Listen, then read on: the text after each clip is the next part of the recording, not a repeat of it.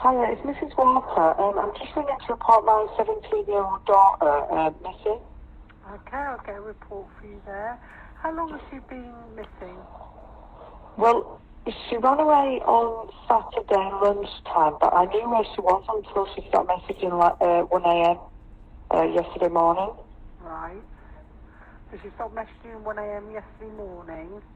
Yeah, and I gave her the day to sort of stew it out a bit because it's not the first time she's done it. That police call is even more chilling when you find out that the mother who made that call also took part in murdering her own daughter. But before we get started, welcome to True Crime with Maneater. If you love all things true crime, including missing person cases, cold cases, and just the strange happenings of the world, you've come to the right place. Be sure to subscribe and turn on alerts so you never miss a video upload. Let's get started. On July 17th, 2021, Bernadette went to her mother. She told her mother that her stepfather, Scott Walker, had been sexually abusing her for years. She confided in her mother that not only did he touch her inappropriately, that he had also installed cameras to spy on her in the bathroom. And as she's telling her mother this, she's obviously incredibly upset and she's hurt and she's traumatized and she's sobbing. And she's telling her mother this heartbreaking story of years of abuse that she's endured at the hands of her stepfather. And her mother blatantly accuses her of lying. She accuses her 17-year-old daughter, who's coming to her mother for help and support, of lying. And then she says something to Bernadette that will shock you to your core. Bernadette's mother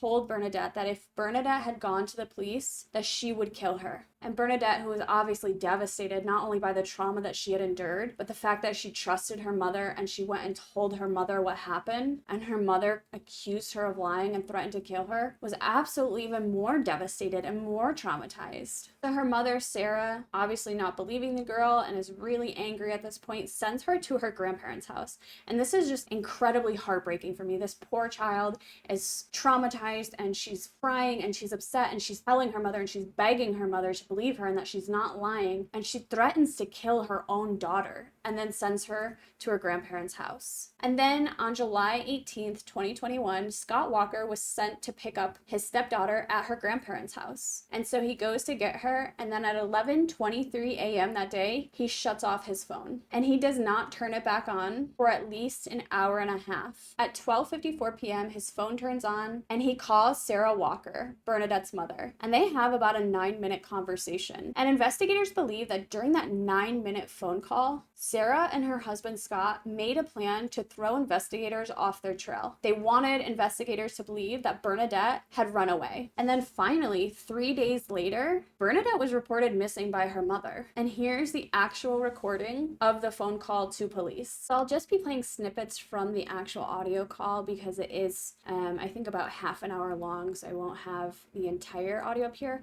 But I will put the link for the call in the bio so that you guys can hear it yourselves. My son messaged him and said, "Do you know where my sister is?" And I messaged and said, "I know that being her boyfriend and all, I'm wondering if she's contacted you." Do we have any locations that she may have travelled to?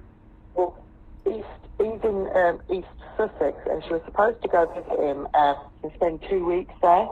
What, with what? Around, yeah, and I said, well, I don't want you, well, with his mum as well, and I said, well, I'm not happy about you going on your own. Absolutely not going to happen, this is part of the Okay, but agreement. she's not with Warren, is she? Well, he said she's not. And where does he live? East Sussex? East Sussex. The last message he got off her was at 1:28 yesterday morning. Just saying, I don't know what to do yet. I see my options open by whatever that means. Because he'd phoned her and apparently she cut him off again. Okay. Have we then any locations that she might travel to? So instead of Warren's, Luke's or Chloe's, anywhere else? Yeah, anywhere, any location she travelled to, basically. Yeah, because we thought originally Chloe's or Warren's. Okay, we've already got that. Anywhere else that we thought she might go to? No, that's the only reason. Because if it was anywhere else, I would have checked around her. So you thought she was possibly at Chloe's or Luke's or Warren's, is that right? Basically what happens is Scott goes and he picks up Bernadette And he says that he stops and pulls over to roll a cigarette. And she gets out of the car and she runs away. So he calls Sarah, he lets her know, and in that 911 call, and the dispatcher's like, well, what did she say when she was getting out of the car? And Sarah, her mother, was like, I'm not sure, my husband was there, but he told her that she needed to apologize for having an attitude and things like that. She also stated that when Bernadette got out of the car to run, that Scott actually chased after her. I feel like that's a really significant part of the tape. I feel like maybe Scott Walker had picked her up, he pulled over and confronted her about telling her mother what was happening, and Bernadette felt threatened and she got out of the car and she ran, and maybe Scott did get out of the car and chased her and then murdered her and hid her body. I feel like that's a really, really important part of the call that kind of went overlooked. And of course they ask, is this out of character for Bernadette? And the mother's like, well, no, not really. She's run away before. She stayed at friends' houses. You know, she always comes back. And of course, they keep priming her for information. And she's like, well, yeah, she has been a little bit down lately because she's stuck in the house due to COVID. And her moods are changing and things like that. So she's really trying to set the scene that Bernadette either ran away or may have harmed herself. So obviously, police are called. This investigation ramps up. They want to know if she's okay. They're gonna look for her.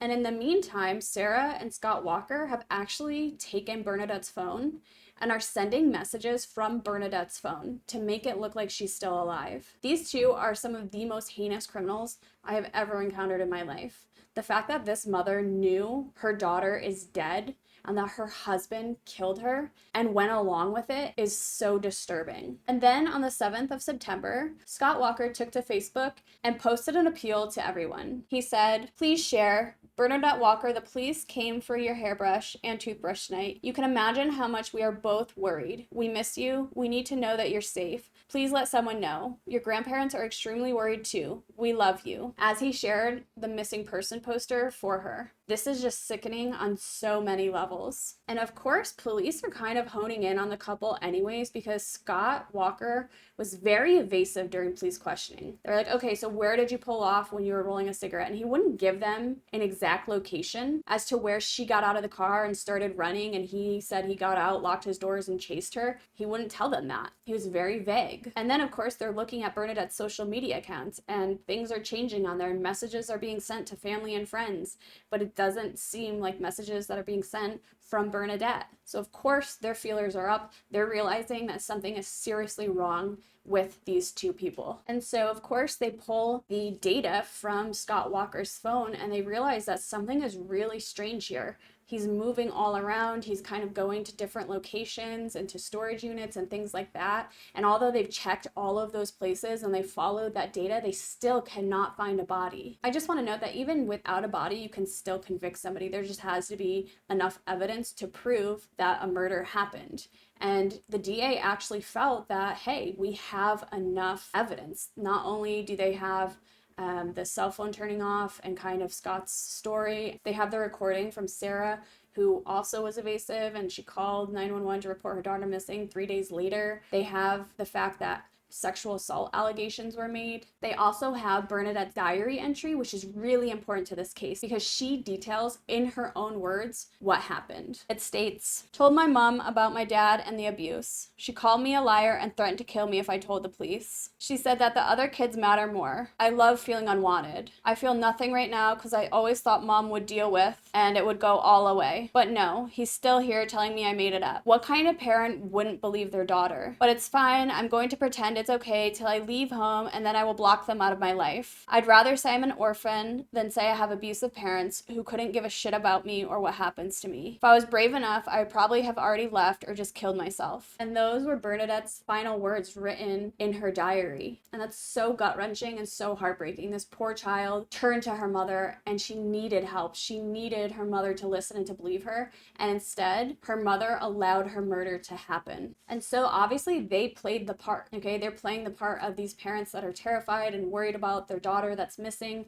They're posting on social media. They're doing quote unquote kind of all the right things, except behind the scenes, they're trying to prove that Bernadette is alive, and they're laying this trail for investigators that investigators obviously do not believe. And then about a month and a half later, police actually made an arrest in this case. They arrested Scott Walker and Sarah Walker. And then obviously a lot of things are coming out in this trial. Scott and Sarah Walker were obviously living together, but Sarah Walker was actually in a relationship with somebody else. And of course, during the trial, Scott Walker said that he believes this is a whole ploy for Bernadette to get him out of the house. And during this trial, they show pictures of like Bernadette's backpack that they actually put away in a storage unit, which obviously is pretty concerning. And they lay out all the details of that day. The fact that they sent her to her grandparents' house, he went to pick her up, he goes missing, his phone is shut off.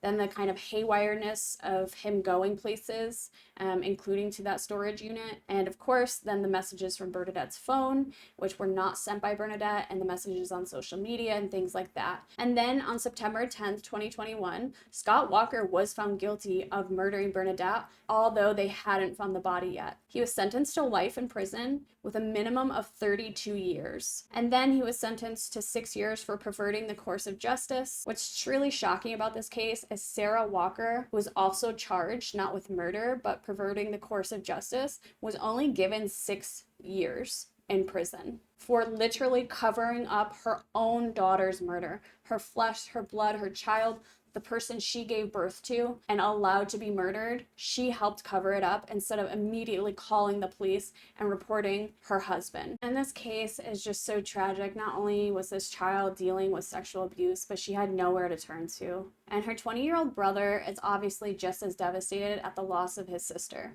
Anthony Walker said his sister had great plans for her future and she was really excited about the future and leaving home. He said that she was bubbly and a fun person, but she was a little bit shy at first if she didn't know somebody. And Bernadette was studying photography at a local college, and she was really amazing at art. She was an artist. But Bernadette also really wanted to leave her home in Cambridgeshire and move to America. She had really big dreams. And her brother Anthony, who was 20 at the time, actually had similar aspirations, and he was trying to save money so that they could go together. And this case is just so deeply saddening to me that this 17-year-old child, this young woman, went to the one person that she should have been able to trust and was brutally murdered. Her mother should be charged with murder and she should be sitting in jail right next to her husband. She's a disgusting human being, and I have no problem saying that. And Scott Walker is just a terrible, sickening individual who filmed his stepchild in the bathroom and claimed he was doing it because he thought she was taking sweets and stuffing them in toilet paper rolls or something absurd like that. He was a disgusting excuse for a human being. And now this 17-year-old young woman will never have the chance at a life that she deserved. I really hope that the more media attention that is on this case and the more pressure that is put on these two terrible human beings,